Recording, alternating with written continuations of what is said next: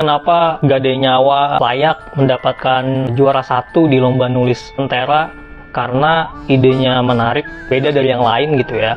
Kekuatan cerita ini ada di teknik penceritaannya justru. Jadi bagaimana cerita ini dikemas. Dan ini yang paling menonjol ketimbang naskah-naskah yang lain gitu ya. Sehingga kami memilih Gadai Nyawa sebagai pemenang juara 1 lomba nulis Lentera. Nulis sangat tahu betul bagaimana menggunakan teknik penceritaan yang baik, karena ini penting terutama di naskah yang bertemakan misteri dan horor gitu, sehingga pembaca pun menjadi terikat sama cerita dan nggak ragu tuh untuk terus ngikutin perjalanan dari karakter-karakter itu untuk menguak sebetulnya misteri apa sih yang terjadi di desa itu.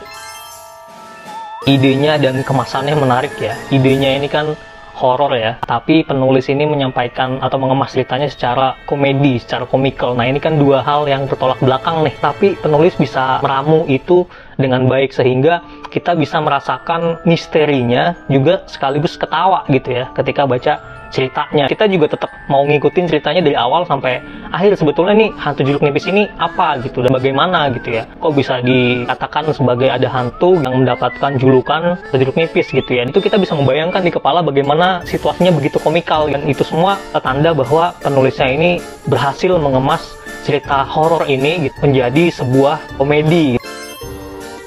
Cerita ini mengangkat sebuah tragedi besar ya dalam dunia perkeretaapian di Indonesia yang terjadi di Bintaro tahun 80-an gitu ya sama tahun 2013.